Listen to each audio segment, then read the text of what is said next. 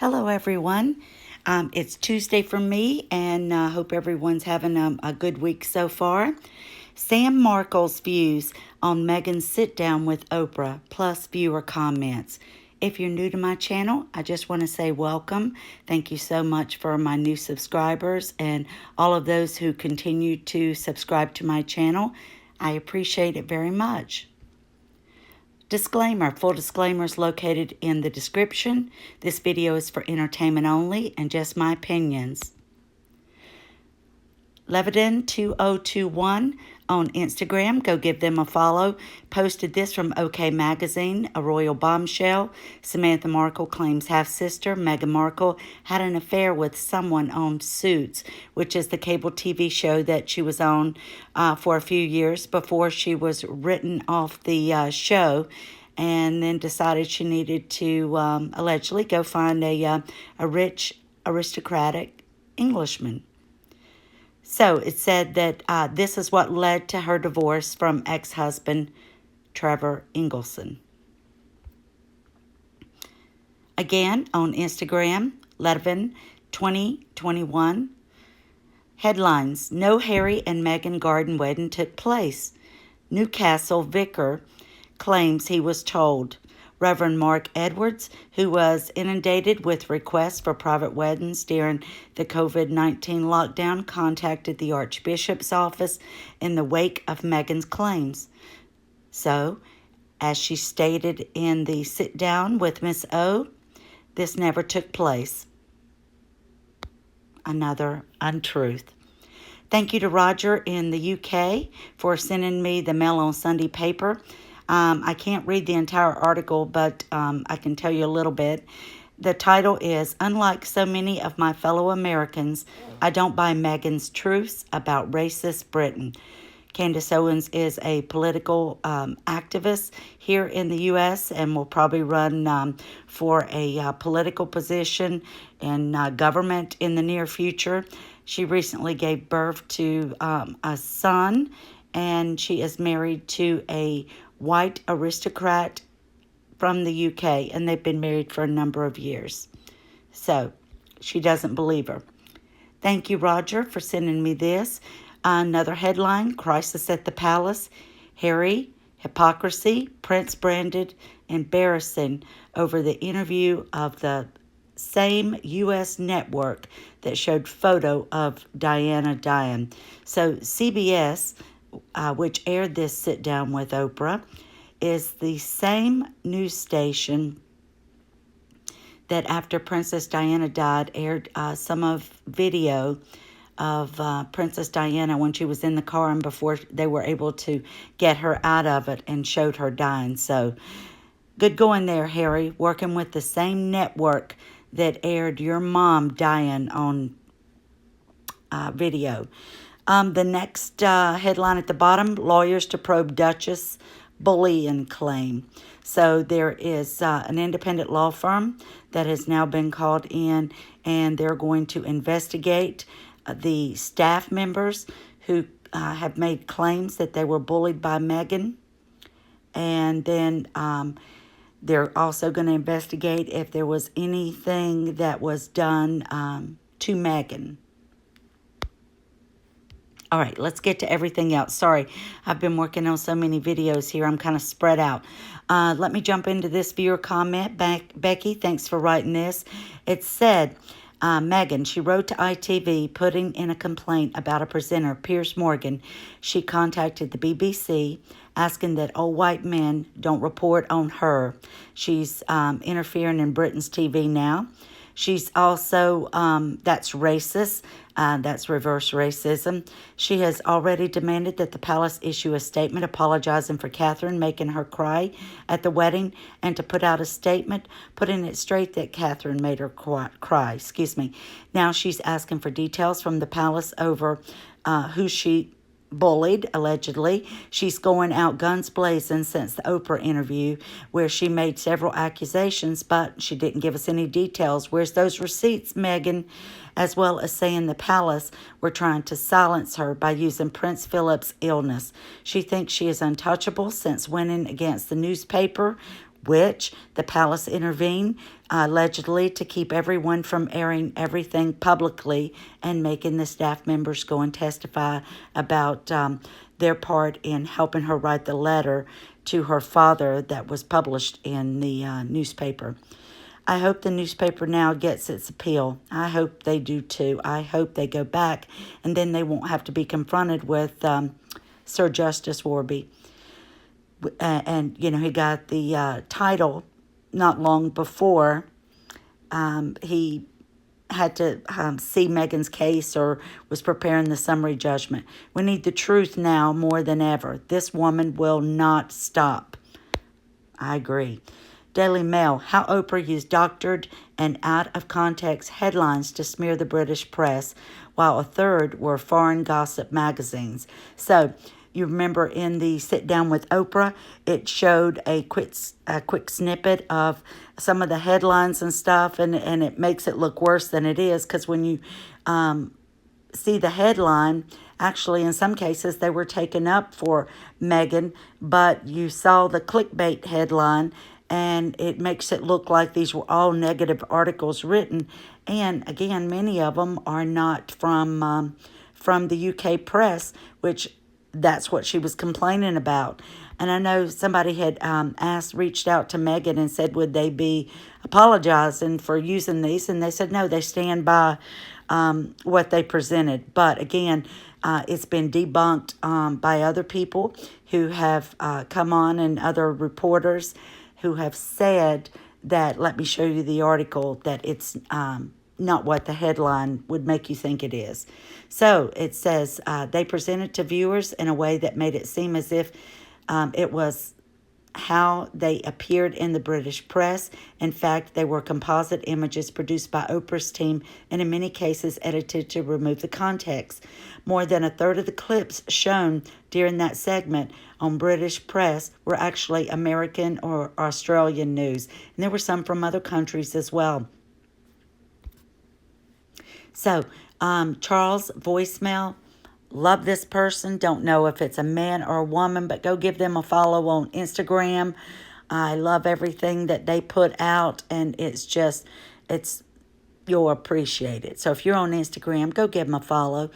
Meghan Markle's half-sister Samantha slams her Oprah interview, accusing Duchess of using depression as an excuse to treat people like dish rags, and firing back at her claim that they haven't seen each other in 20 years. They said that during the interview, and then on some other snippets that weren't shown that night but shown on the morning show, they even talked about her changing her name after Meghan was dating Prince Harry or married to him, which was absolutely false.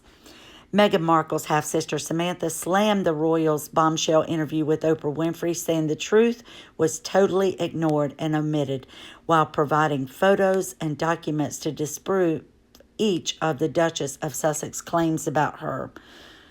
Again, found this on Charles' voicemail, Instagram. So it goes on to say the 56-year-old admitted that she had no sympathy for Meghan, age 39. Who revealed during the shocking interview that she battled suicidal thoughts during her time as a royal, instead of accusing the Duchess of using her depression as an excuse for treating people like dish rags. In newly released footage from Prince Harry and Meghan's explosive CBS interview, the pregnant Duchess of Sussex told Oprah, 67, that Samantha doesn't know her. So she's referring to the book that wasn't shown that Sunday night, but the following morning, then that's when Oprah showed the clips about Thomas Markle and about Samantha. So she has proven that what Meghan said was false, claiming she was raised as an only child. Meghan claimed that, but her half-sister has now insisted that couldn't be further from the truth. I don't know how she can say I don't know her, and she was an only child. We've got photographs over a lifespan of us together, so how could she not know me? She told Inside Edition, while sharing images of the two women together at different stages throughout their lives, mostly recently in 2008, which was 13 years ago, not 20 years ago, as Meghan stated. When Oprah had asked Meghan about Samantha's tell-all book, The Diary of Princess Pushy's Sister, the Duchess retorted, I think it would be very hard to tell all when you don't know me. She's trying to say her own sister, whether it be half or full, doesn't know her. And maybe for the times that she wasn't with her, she kept in touch with her father, so she knows through him, what she was up to. The expectant mom added that she had grown up as an only child and claimed she hadn't seen her half-sister in nearly 2 decades. However, Samantha provided photos that show them together throughout the years, including one of them at her college graduation in 2008. The Duchess also claimed that Samantha only changed her surname back to Markle after Meghan struck up a romance with Harry, suggesting that her half-sister was trying to capitalize on the public interest in her name, another false accusation by Meghan. She changed her name back to Markle only when I started dating Harry, so I think that says enough, she said. So she's trying to discredit her, but Samantha insisted that this claim was wholly inaccurate, and she shared further evidence to refute it. I was Markle before she was, she said. I thought that was kind of weird that she would say I only changed my name back when she met Harry. Markle has always been my name. I was Markle before she was, she said, and I thought that was kind of weird. Samantha then showed Inside Edition her petition to change her name that was dated in December of 1997 and her college diploma, which says Samantha M. Markle. When asked about her half-sister's revelation, though she struggled with suicidal thoughts, Samantha said that she had little sympathy for her and actually accused Meghan of using the mental health as an excuse for treating people like dish rags. Depression is not an excuse for treating people like dish rags and disposing of them, she said. During the interview, a tearful Meghan told Oprah that the stress of her role as a royal became so bad that she had felt like she wanted to harm herself as a result of the pressure that she was under.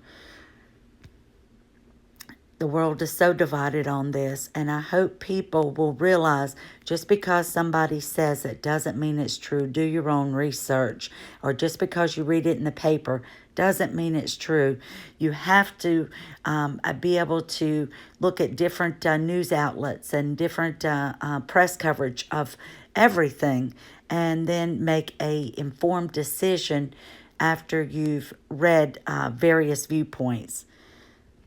One of my viewers, Connie, said, if you like proof so much, Meghan, prove you carried your son. Prove and name the person you claim made a racist comment about your son's possible skin color.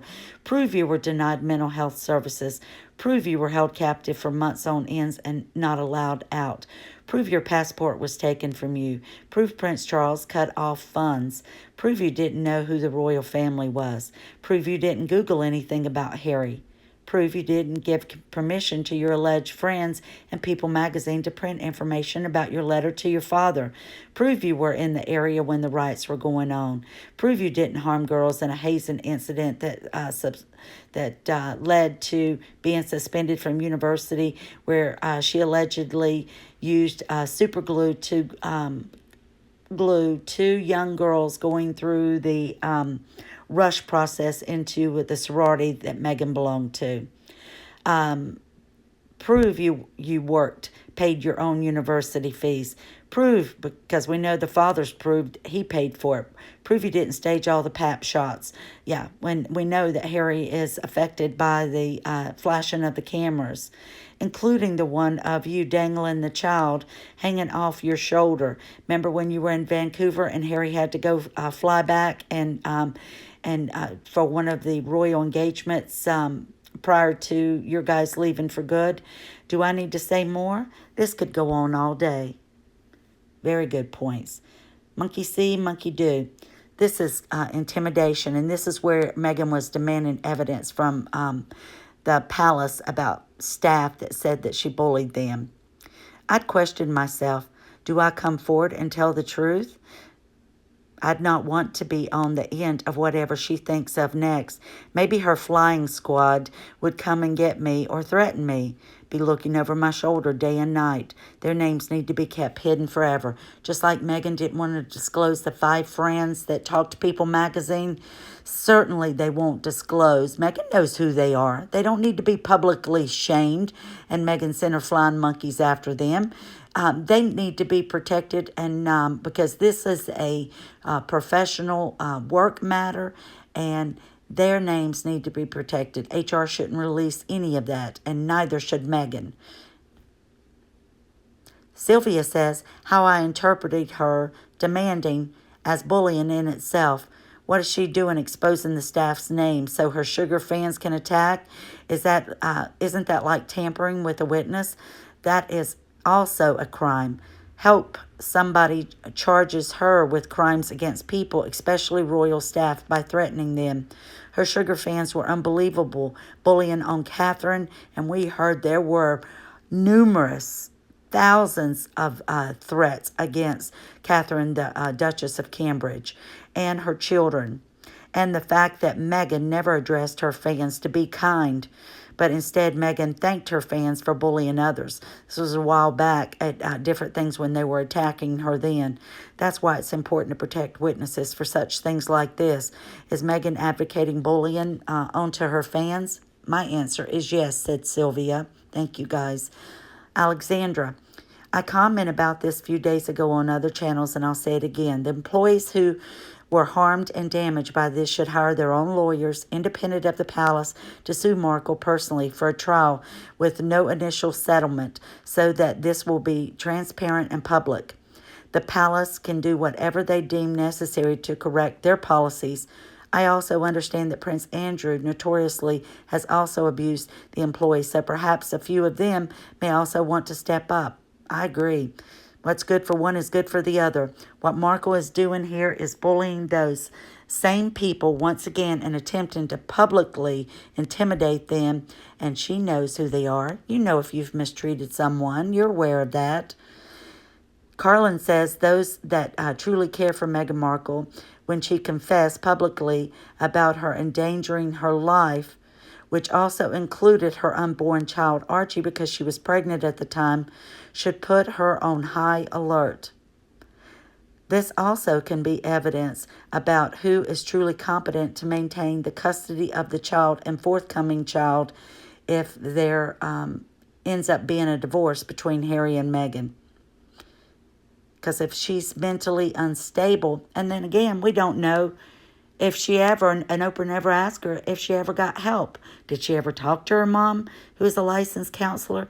Did she ever reach out to somebody in Vancouver? How about California? Or were they still being held prisoner and weren't able to pick up a phone? When Meghan wants to have a team of PR around her or to do her bidding, she can pick up the phone. Nobody's keeping her from dialing the numbers and getting help in any form. She's able to do that, meet with various attorneys and lawyers and people in different states, meet with universities, and get information about them starting up their foundation and other business investments.